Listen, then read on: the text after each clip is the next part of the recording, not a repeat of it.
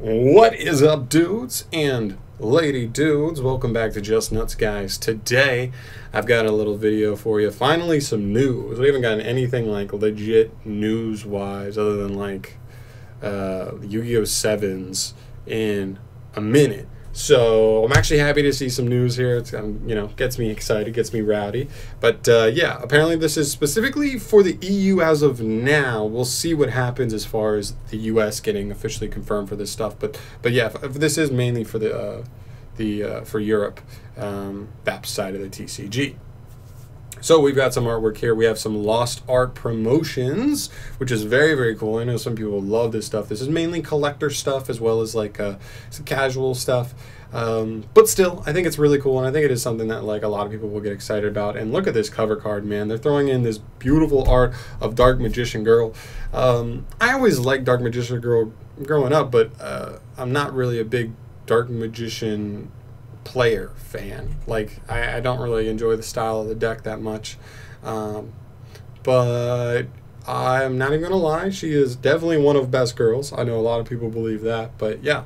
And then when we get to like the rest of the Lost Arts, we see Tragedy, we see Ghost Sister and Spooky Dogwood, we see Harpy Channeler, the Dark Magician Girl, of course, up in front, Harpy Queen, Alluring Mirror Split, and I believe that's Fright for Leo there in the back, which is really cool. I think this is awesome. I think this is going to be one of Konami's like attempts at helping like keep hype for Yu-Gi-Oh! Alive. You know, I think they need to churn out news. A lot of people are just stuck at home, and if we're stuck in the same formats and we keep pushing back products, at some point people are going to start like getting bored. You know what I mean? So Konami needs to keep that hype up. So I think news is going to be a big part of that.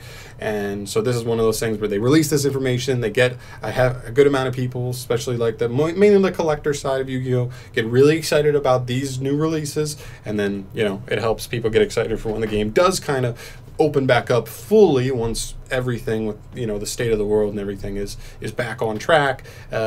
Everything could just kind of resume right where it was going, because Yu-Gi-Oh! Is, and I think was, in like a really good spot. So yeah, as far as the choices here, some weird ones for sure. I think like Tragedy is interesting to me.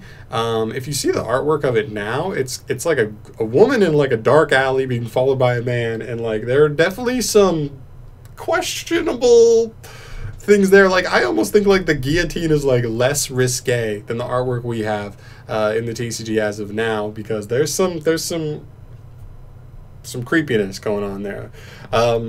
Ghost Sister and Spooky Dogwood, I don't even know what the difference is as far as her artwork, because like the picture here looks kind of the same, so I'm really questioning what the difference even is on the card.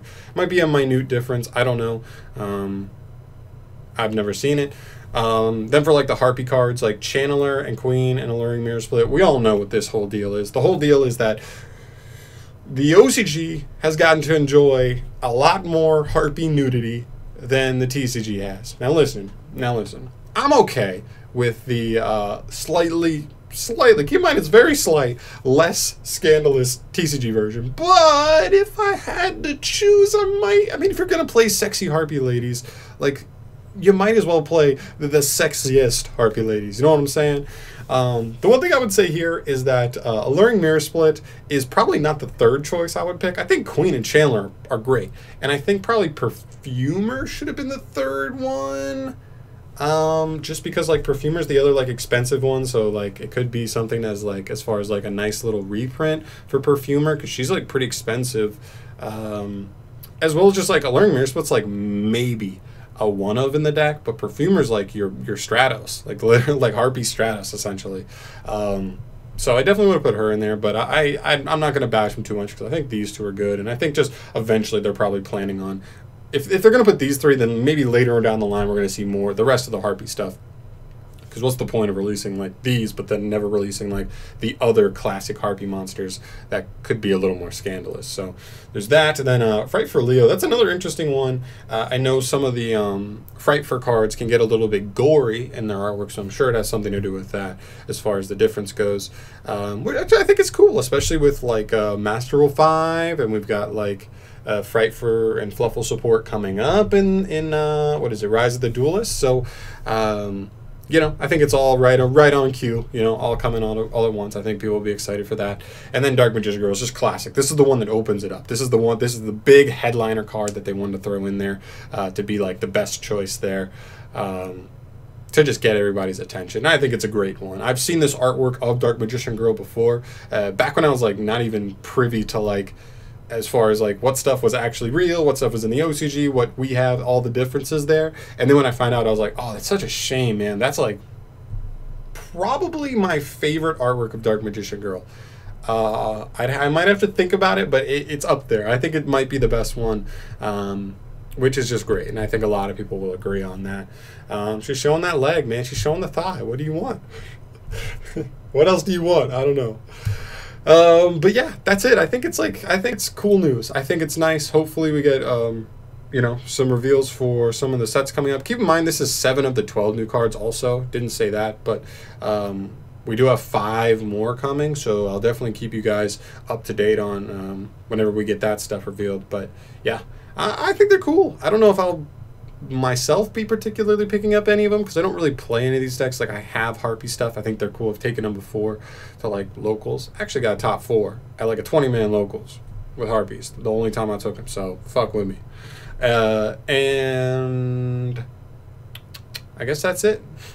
Guys, let me know your thoughts down below. Which one of these are you excited for the most? And also, out of the 5 cards that aren't here, what cards do you think would be like the best other options for Konami to throw in here as the 5 other you know, Lost Art promotions? I love to hear your thoughts on this. I don't really keep up too closely with Lost Art type stuff, the differences between us and them in terms of that stuff, but I'd love to hear your guys' thoughts on it and hear what stuff we're missing, and because maybe there is something that I don't know about, but if I did, I'd be like, oh shit, I would love to get that. That'd be clean.